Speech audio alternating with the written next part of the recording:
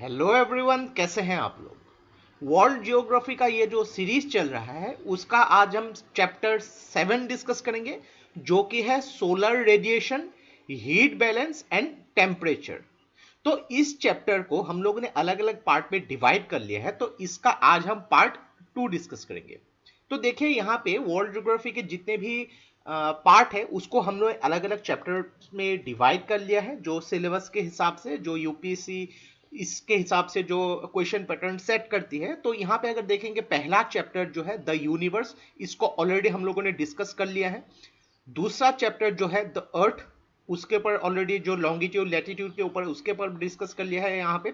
Third chapter जो है interior of the earth, जो क्रस्ट, मेंटल, कोर, इसके बारे में डिटेल में डिस्कस किया है। इसके अलग अलग यहाँ पे जो अर्थक्वेक के साथ जो कैसे यहाँ पे रिएक्शन होती है सबको डिस्कस किया है। यहाँ पे डिस्ट्रीब्यूशन ऑफ ओशियन एंड इसके कॉन्टिनेंट्स के ऊपर कैसे इसको हुआ था, अलग अलग थ्योरीज के ऊपर डिस्कस किया था। Land forms and their evolution बहुत ही इंपॉर्टेंट है इसमें, इसको भी डिस्कस कर लिया है। एटमॉस्फेरिक कंपोजिशन जो है, इसमें अलग अलग जो लेयर्स होते हैं यहाँ पे, ट्रोपोस्फेयर, स्ट्रेटोस्फेयर, ऐसे अलग अलग डिस्कस कर लिया है। तो इसका आज हम 7वां चैप्टर जो है solar radiation, heat balance and temperature, इसके बारे में डिस्कस करेंगे। तो इसका ऑलरेडी जो है पार्ट 1 जो है हमने डिस्कस कर लिया है, और आज हम डिस्कस करने वाले हैं इसका पार्ट 2।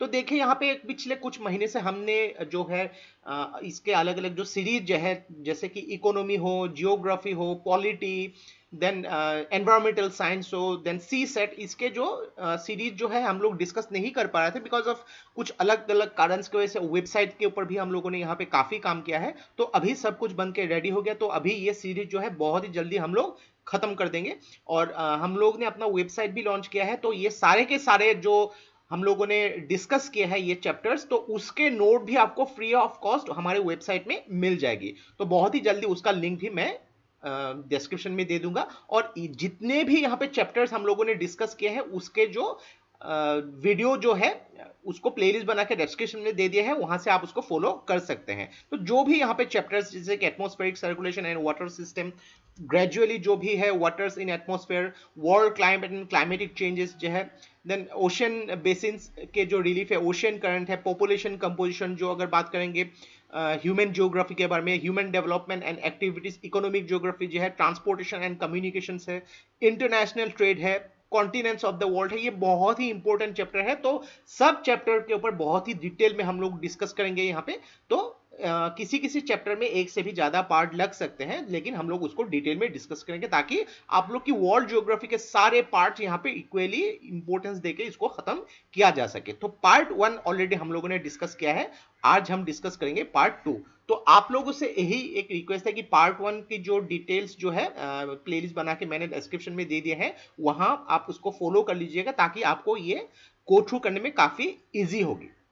तो आज हम दूसरा पार्ट जो डिस्कस करने वाले हैं, heating and cooling of the atmosphere. तो एटमॉस्फेयर के यहाँ पे जो है कैसे सन की यहाँ पे रेडिएशन जो है अफेक्ट करती है यहाँ पे अर्थ को, क्योंकि जो बहुत ही छोटा सा एक पार्ट जो है अर्थ में यहाँ तक आती है। अगर देखा जाए जो सन कितना बड़ा है यहाँ पे in comparison to the earth, तो जो भी यहाँ पे रेडिएशन आती है बहुत ही कम पोर्शन ही अर्थ को मिलती है। कौन से फैक्टर्स इसमें रेस्पॉन्सिबल है उसको डिटेल में डिस्कस किया था, तो एक बार उसको प्लीज गो थ्रू कर लीजिएगा। तो यहाँ पे अलग अलग टाइप से जो है ये हीट जो है ट्रांसफर होती है यहाँ पे एटमॉस्फेयर में। ये 4 मेन पॉइंट्स हैं, जो टेरेस्ट्रियल रेडिएशन, कंडक्शन, कन्वेक्शन और एडवेक्शन। तो ये 4 पॉइंट्स के बारे में आज हम डिटेल में डिस्कस करेंगे। यहाँ पे देखिए बहुत ही छोटी छोटी पॉइंट्स है, तो अगर आप लोग को इसको डिटेल में समझ लिया है तो आप लोग को चाहे वो प्रीलिम्स हो, मेंस हो, बहुत ही आसानी से आप लोग क्वेश्चंस को सोल्व कर सकते हैं। तो चलिए आगे बढ़ते हैं। तो पहला पॉइंट जो है टेरेस्ट्रियल रेडिएशन। तो टेरेस्ट्रियल रेडिएशन यहाँ पे अगर देखेंगे एकदम सिंपल सा कॉन्सेप्ट है कि देखिए सन जब भी अपनी रेडिएशन एमिट करता है in the form of short waves, तो ये शॉर्ट वेव जब आगे बढ़ती है यहाँ पे इसको जो शॉर्ट वेव, इसको in the form of electromagnetic wave. तो इलेक्ट्रोमैग्नेटिक वेव्स क्या होती है, लाइट जो है, लाइट ये इलेक्ट्रोमैग्नेटिक वेव्स होती है। तो आप लोग को पूछा जा सकता है क्या लाइट इलेक्ट्रोमैग्नेटिक वेव्स है? डेफिनेटली लाइट इलेक्ट्रोमैग्नेटिक वेव्स है। तो यहाँ पे रेडिएशन जब भी होती है उसके लिए कुछ भी मीडियम की जरूरत नहीं है। तो ऐसे भी ट्रू और फॉल्स में क्वेश्चन पूछा जा सकता है, रेडिएशन के लिए किसी भी मीडियम की जरूरत नहीं होती है। कुछ भी ऑब्जेक्ट हो, चाहे वो हॉट ऑब्जेक्ट हो या फिर कोल्ड ऑब्जेक्ट हो, वो रेडिएशन जो है एमिट करती है। लेकिन इसमें कुछ डिफरेंसेस भी होती है। अगर यहां पे देखें कि एक ऑब्जेक्ट जो है ये गर्म ऑब्जेक्ट है, तो ये जो रेडिएशन एमिट करेगी ये शॉर्ट वेव होगी। और अगर यहां पे अगर ये ठंडा ऑब्जेक्ट है, ये भी रेडिएशन एमिट करेगी, लेकिन इसकी वेवलेंथ थोड़ी बड़ी होगी। तो इसके बारे में भी डिस्कस करेंगे यहाँ पे। तो हॉटर ऑब्जेक्ट जो है ये ज्यादा एनर्जी पर यूनिट एरिया में जो है एमिट करती है, जाहिर सी बात है। तो डेफिनेटली अगर आप लोगों ने स्कूल के साइंस में जो पढ़ा होगा, energy is equal to h nu. तो इसको अगर हम लोग देखेंगे तो एनर्जी जो है जो inversely proportional to the wavelength, ये स्कूल लेवल में आप लोगों ने पढ़ा होगा। तो किसी भी चीज की जो एनर्जी है ये इनवर्सली प्रोपोर्शनल होती है वेवलेंथ की। यानी कि किसी भी चीज जो है, ये अगर हॉट ऑब्जेक्ट होती है, इसकी वेवलेंथ जितनी होगी, ये अगर हॉट ऑब्जेक्ट है, तो अगर किसी भी चीज जो है वो कोल्ड है, ये अगर एमिट करेगी तो इसकी वेवलेंथ ज्यादा होगी। तो शॉर्टर वेवलेंथ का जो रेडिएशन होता है उसका एनर्जी ज्यादा होती है in comparison to the longer wave. तो ये जो है एनर्जी के साथ इसका जो रिलेशन आप समझ सकते हैं। तो ये ऐसे समझ सकते हैं कि energy is inversely proportional to the wavelength. ये लैम्डा जो है वेवलेंथ को दर्शाती है। तो जितना ज्यादा यहाँ पे हॉटर ऑब्जेक्ट होगा, वो वेवलेंथ जो है उतना ही शॉर्टर होगा, उसका एनर्जी उतना ही ज्यादा होगा। एकदम सिंपल सा कॉन्सेप्ट। आगे बढ़ते हैं यहाँ पे। तो यहाँ पे देखिए सिंपल सी चीज, जो इंसोलेशन के बारे में डिस्कस किया था कि जो भी यहाँ पे अर्थ जो है रेडिएशन एब्जॉर्ब करती है, यहाँ पे जो सन की जो रेडिएशन है उसको हम लोग इंसोलेशन बोल सकते हैं। तो यहाँ पे रेडिएटिंग बॉडी के हिसाब से अर्थ में जो भी टेम्परेचर गिरती है, जो भी यहाँ पे रेडिएशन जो सूरज से गिरती है, तो अर्थ क्या करती है, उसको फिर से रेडिएट बैक करती है। तो रेडिएट बैक करने के टाइम में क्या होता है कि एटमॉस्फेयर जो अर्थ के साथ लगी हुई होती है, ऑलरेडी हम लोगों ने पिछले चैप्टर में डिस्कस किया था, अलग अलग यहाँ पे लेयर्स है यहाँ पे। तो ग्रेजुअली ये जो है अर्थ उसको फिर से रेडिएट करते हैं, क्योंकि देखिए अर्थ में यहाँ पे जो से टेरेस्ट्रियल, इस इमेज में आपको बहुत ही आसानी से समझ में आएगा, जो इनकमिंग शॉर्ट वेव होती है यहाँ पे सन से यहाँ पे जो गिरती है इस पोर्शन में, देन यहाँ पे रिफ्लेक्ट होकर चली जाती है शॉर्ट वेव, और यहाँ पे बहुत सारे रेडिएटिव लॉन्ग वेव जो है अर्थ से भी रिफ्लेक्टेड बैक होके चली जाती है। सिंपल सा कॉन्सेप्ट है यहाँ पे। तो यहाँ पे जो है ऐसे जो है एनर्जी अर्थ जो है रेडिएट बैक भी करती है, जो रेडिएशन सन के द्वारा अर्थ रिसीव करती है, और ग्रेजुअली यही चीज जो है energy bottom to the top radiate होती जाती है। तो यहाँ पे एटमॉस्फेयर जो भी होती है यहाँ पे ये ट्रांसपेरेंट होती है फॉर शॉर्ट वेव। यानी कि जो एटमॉस्फेयर होती है यहाँ पे शॉर्ट वेव, जो सन यहाँ पे रेडिएट करती है, ये शॉर्ट वेव तो चली के आ जाती है, लेकिन जो लॉन्ग वेव होती है, यानी कि जो ठंडी हवा होती है या ठंडी यहाँ पे होती है, उसको एटमॉस्फेयर आने के लिए नहीं देती है अर्थ में, क्योंकि ऑपेक होती है यहाँ पे। क्योंकि यहाँ पे देखिए सिंपल सी कॉन्सेप्ट जो है, जो लॉन्ग वेव होती है इसकी एनर्जी कम होती है, और जो शॉर्ट वेव होती है उसकी एनर्जी ज्यादा होती है। तो शॉर्ट वेव जो है थ्रू एटमॉस्फेयर अर्थ में चली आती है। तो यहाँ पे लॉन्ग वेव का जो रेडिएशन होती है, ये एटमॉस्फेयर में जितनी भी गैसेस होती है वो एब्जॉर्व कर लेती है, स्पेशली जो कार्बन डाइऑक्साइड हो या फिर अलग अलग जो ग्रीन हाउस गैसेस हो। तो ये मेन रीजन है कि अर्थ के एटमॉस्फेयर में जो है यहाँ पे जो लॉन्ग वेव को रेडिएट जो अर्थ तक आने नहीं देती है। तो यहाँ पे एटमॉस्फेयर जो है इनडायरेक्टली टेरेस्ट्रियल रेडिएशन को यहाँ पे हीट करती है, और यहाँ पे जितना भी रेडिएशन अर्थ में आती है ये रिफ्लेक्ट बैक होके फिर से चली जाती है। तो इसके जरिए एक चीज देखे, यहाँ पे जितना अमाउंट ऑफ यहाँ पे रेडिएशन जो है अर्थ के पास आती है वो रिफ्लेक्ट बैक के चली जाती है अलग अलग फॉर्म में। तो इसके जरिए यहाँ पे कांस्टेंट टेम्परेचर अर्थ के सरफेस में या एटमॉस्फेयर में मेंटेन होता जाता है। अगर ये नहीं होता तो ग्रेजुअली क्या होता है कि लाखों करोड़ों साल में जो है अर्थ जो होती है एक बहुत ही ज्यादा गर्म बन जाती है, और या फिर उसके एटमॉस्फेयर भी बहुत ही ज्यादा गर्म कॉन्टिन्यूसली बढ़ के चली जाती है। तो इसमें जो है इंसान है, जो भी यहाँ पे जीवन फल फूल रहा है, ये बन नहीं पाती है। तो इसके जरिए जो है टेम्परेचर की जो मेंटेनेंस यहाँ पे होती रहती है। नेक्स्ट हम डिस्कस करेंगे कंडक्शन। तो कंडक्शन का एक सिंपल सा कॉन्सेप्ट है। देखिए, अगर बाय चांस आप लोगों ने सपोज एक कैंडल में अगर आप लोगों ने आग लगा लिया है और यहां पे अगर आपने एक वुडन स्टिक रखा, तो उस वुडन स्टिक के दूसरे पॉइंट पे अगर आपने टच किया तो आपको कुछ भी गर्म फील नहीं होगा। लेकिन अगर मान लीजिए कि यहां पे अगर एक स्पून लगा दिए इस फ्लेम में और दूसरे साइड से आप पकड़ते रहेंगे तो डेफिनेटली आपको यहां पे गर्म महसूस होगा, क्योंकि ये जो है जो स्पून है, ये स्टील का स्पून अगर आपने यहाँ पे लिया है तो ये स्टील का स्पून एज ए कंडक्शन का काम करेगी। तो यहाँ पे थ्रू इस स्टील के स्पून से जो यहाँ पे एनर्जी जो है कंडक्ट करेगी, तो एक पॉइंट से दूसरे पॉइंट तक चली जाएगी। तो यही सिंपल कॉन्सेप्ट जो है कंडक्शन में यूज होता है। तो कंडक्शन में कैसा है कि एक ये जो पॉइंट है, ये अगर मान लीजिए कि सोर्स है, जो हमने यहाँ पे कैंडल का एग्जांपल दिया, और एक जो पॉइंट यहाँ पे ठंडा है, तो ये अगर कंडक्शन में रहेगी तो ये तब तक ये चालू रहेगा जब तक इस पॉइंट का टेम्परेचर और इस पॉइंट का टेम्परेचर इक्वल ना हो, या फिर इसको बीच में से तोड़ नहीं दिया जाए। तो इसी तरीके से जो है कंडक्शन यहाँ पे जो है फ्लो करती है। ये सिंपल डेफिनेटली आप इसको महसूस कर देंगे, आप इसको समझ रहे होंगे।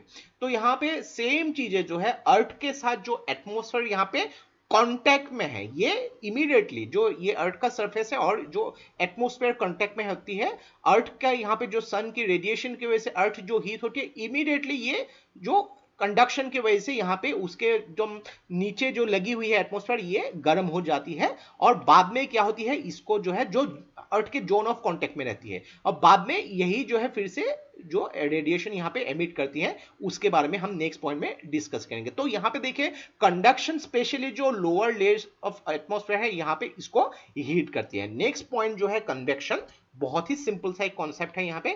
कन्वेक्शन जो इसको बोला जाता है जो वर्टिकल जो ट्रांसफर ऑफ हीट, इसको याद रखिएगा। तो यहाँ पे देखिए, जब भी अर्थ के यहाँ पे जो सन का रेडिएशन गिरता है तो सन यहाँ पे अर्थ की जो सरफेस ये गर्म होती जाती है, तो उसके बाजू में जो एटमॉस्फेयर यहाँ पे होती है जो कांटेक्ट में है अर्थ के, ये क्या होती है, ये टेम्परेचर क्रिएट करती है, ये गर्म होती है।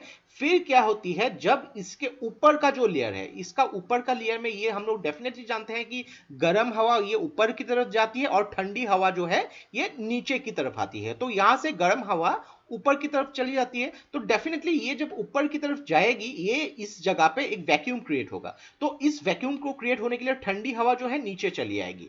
तो फिर से ये ठंडी हवा जो नीचे चली आएगी, इसको फिर से जो नीचे जो रेडिएशन सन से कंटिन्यूअसली हो रही है, फिर से इसको गर्म करेगी।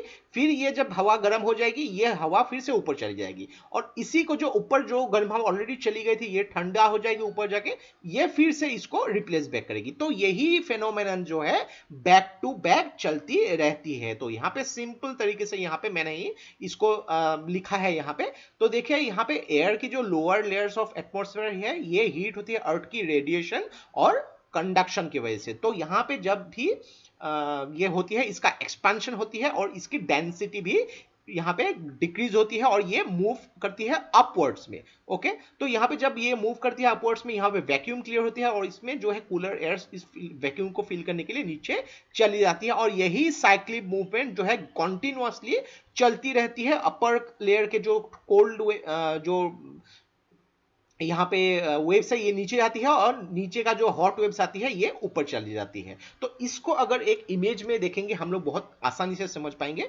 ये देखिए सन है, इसका जो रेडिएशन धरती पे गिर रहा है, तो ये जो येलोइश पार्ट आप देख सकते हैं, ये जो एटमॉस्फेयर जो है अर्थ के साथ ग्राउंड में यहाँ पे कनेक्टेड है। तो यहाँ पे कनेक्टेड होने की वजह से अर्थ के यहाँ पे जो रेडिएशन जो है यहाँ पे एमिट करेगी, ये टेम्परेचर जो है इसको बढ़ा देगी। फिर क्या करेगी, ये ऊपर का जो पार्ट है, ये जो अर्थ के साथ कनेक्टेड नहीं है, तो ग्रेजुअली ये जो है ये फिर से एमिट करेगी, ये जो है गर्म हवा ये ऊपर चली जाएगी। तो डेफिनेटली देखिए यहाँ पे जितना भी गर्म हवा था, ये अगर ऊपर चली गई तो इसमें एक वैक्यूम हो जाएगा यहाँ पे। तो इसको फिलअप करने के लिए ऊपर का जो हवा है ये ठंडा हवा होता है, तो ये ठंडा हवा क्या होती है, फिर से नीचे आ जाएगी और ये ऊपर का हवा जो ये नीचे का हवा जो गर्म हवा है, ये ऊपर चली जाएगी। तो यहाँ पे जो कोल्ड वेव है कोल्ड वेव ये नीचे आ जाएगी और जो हॉट वेव है ये ऊपर चली जाएगी। तो हॉट वेव जो है ऊपर चली जाएगी। सेम चीजें जो है ये कॉन्टिन्यूसली होती रहेगी। ये हॉट वेव जब ऊपर चली जाएगी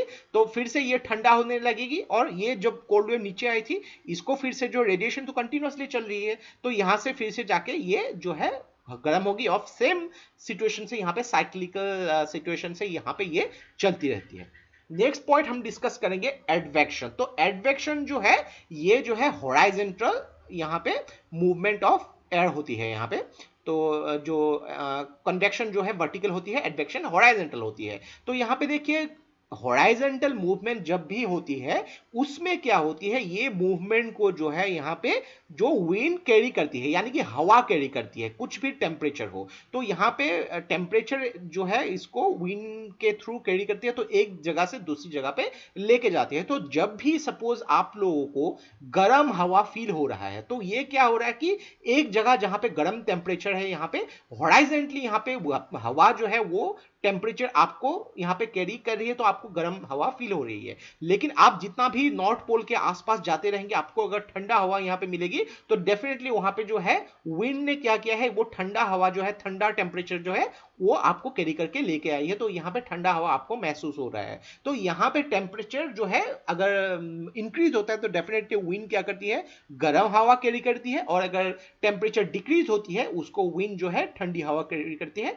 सिंपल सी बात है, डेफिनेटली ये आप समझ गए होंगे। तो यहाँ पे जो मिडिल लैटिट्यूड्स में अगर बेसिकली जो अगर बात करेंगे हम पंजाब, दिल्ली, ऐसी जगहों पे मेनली जो डे एंड नाइट की भी जो वेरिएशन होती है यहाँ पे, सो डेली वेदर सिस्टम में यहाँ पे एडवेक्शन एलोन यहाँ पे आपको देखने को मिल सकता है। तो बहुत सारे ऐसे ट्रॉपिकल एरियाज में स्पेशली नॉर्दर्न इंडिया में समर के टाइम में क्या होती है कि जो गर्म हवा जो है इसको विंड कैरी करके लेके आती है। तो आपको नॉर्दर्न इंडिया में बहुत सारे टाइम में समर टाइम में स्पेशली जो गर्म हवा फील होती होगी उसको लू बोला जाता है। तो ये जो है एडवेक्शन प्रोसेस का ही एक पार्ट है एकदम। इसको आप समझ लीजिएगा, बहुत ही इजी होगा। तो इसको अगर आप एक इमेज से समझेंगे तो काफी इजी होगा यहाँ पे। तो ये देखिए ये अर्थ का जो सरफेस है, यहाँ पे अर्थ का सरफेस है।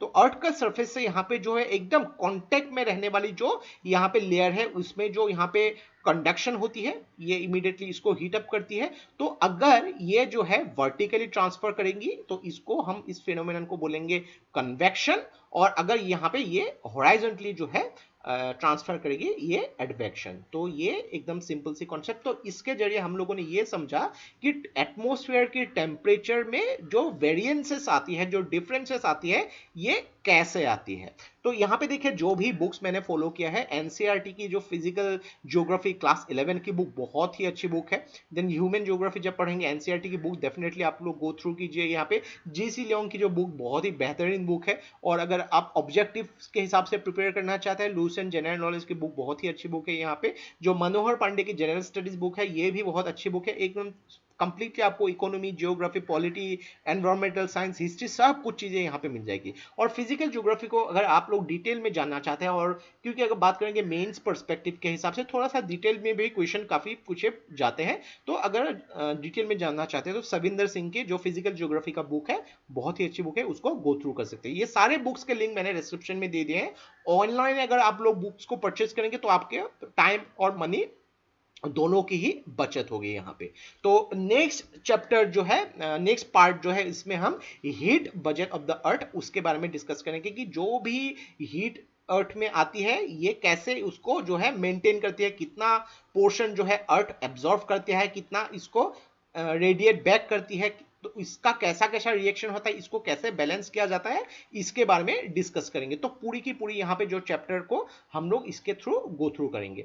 तो see you in the next video. और ये वीडियो अगर आप लोग को अच्छा लगा इसको प्लीज लाइक कीजिए, इसको सब्सक्राइब कीजिए, उसको शेयर कर दीजिए, क्योंकि ऐसे वीडियोस बनाने के लिए हम लोग को बहुत ज्यादा मेहनत और रिसर्च की जरूरत होती है, और आप लोग का सपोर्ट हम लोग को बहुत ज्यादा इंस्पायर करता है और भी हार्ड वर्क करने के लिए। तो आज के लिए बस इतना ही। देखते रहिए Study Rise. Take care, thank you and जय हिंद।